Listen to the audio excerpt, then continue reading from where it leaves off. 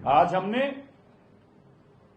Respected chairman उनको ये जानकारी दी है कि जो ये एएनपीआर कैमरे लगाए थे, सीयूकेएम के चेयरमैन साहब को हमने अभी चिट्ठी लिखकर ये जानकारी दी है। हम जल्दी ये सिस्टम डेवलप कर रहे हैं जिससे एंड ऑफ लाइफ व्हीकल से पहले एडवांस में उनको जानकारी दी जा सके, 1 महीना पहले, 3 महीने पहले, ताकि उनको पता हो कि उन्होंने अपनी गाड़ी को यहां से रिमूव करना है। हम दिल्ली के वातावरण को भी साफ करेंगे और दिल्ली की गाड़ियों को भी नहीं जब्त होने देंगे। दिल्ली के अंदर आम आदमी पार्टी ने न्यू कार डीलर से मिलकर दिल्ली के अंदर लूट करी। उसका मैं आपको जीता जाता उदाहरण अभी पढ़ के सुनाऊंगा। ये नोटिफिकेशन है government of national capital territory of Delhi transport department 20/2/2024। 20/2/2024 को दिल्ली की सरकार ने नॉर्म्स बना दिए कि दिल्ली के लोगों की मेहनत की कमाई की गाड़ियों को कैसे उठाया जाएगा, कैसे तोड़ा जाएगा, कैसे खत्म कर दिया जाएगा। मैं पढ़कर सुनाना चाहता हूं। बकायदा एक पॉलिसी बनाकर उनके ऊपर तुगलकी फरमान, जैसे औरंगजेब का फरमान होता था, उसी तरह का फरमान दिल्ली की सरकार ने क्या जारी किया। The enforcement agency should conduct continuous enforcement drives for phasing out end of lifeless from public places of Delhi and should send daily report. रोज की रिपोर्ट दो और पब्लिक प्लेसेस से भी उठा उठा के उनको लेके जाओ। The end of vehicles found playing on parked in public places will be impounded, seized by enforcement agency and shall be handed over to the for seizure memo। उनको इंपाउंड कर लिया जाएगा, सीज कर लिया जाएगा। देखिए तुगलकी फरमान क्यों किया जा रहा है। ये सब 10 साल तक दिल्ली की अकेली देश की ऐसी स्टेट है, ऐसा डिस्ट्रिक्ट है, ऐसा राजधानी है, ऐसा यूटी है जिसके अंदर 10 साल और 15 साल के व्हीकल चलना पे मनाही है।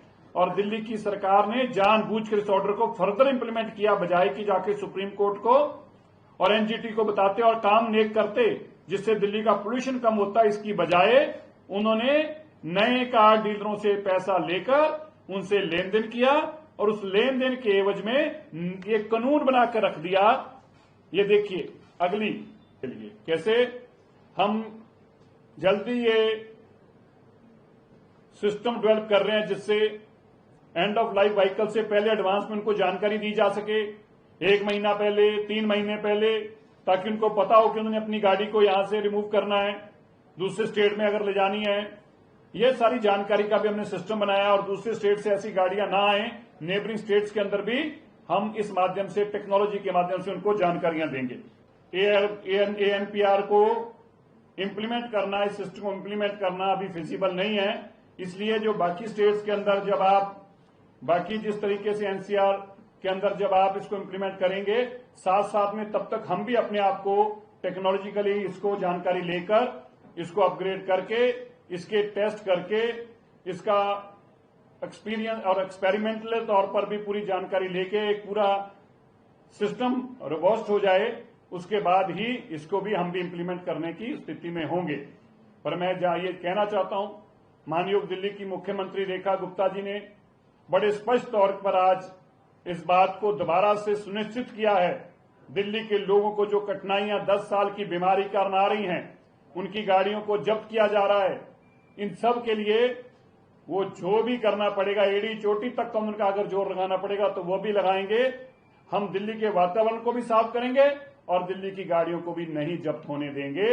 ये हमारी दिल्ली की मुख्यमंत्री रेखा गुप्ता जी का दिल्ली के लोगों के साथ संकल्प है, उनके साथ ये वादा है और दिल्ली के लोगों ने हमें मैंडेट दिया है। हमने दिल्ली को भी, सब हवा को भी साफ करना है, दिल्ली में एक्वे लेवल भी नीचे लेके आना है, दिल्ली के बच्चे भी साफ हवा ले सकें, यह भी चिंता करनी है। और उनके साथ उनके इमोशंस के साथ जुड़ी हुई, उनके सेंटिमेंट्स के साथ जुड़ी हुई चीजें भी उनसे ना छीनी जाएं, इसकी भी चिंता दिल्ली की सरकार करेगी।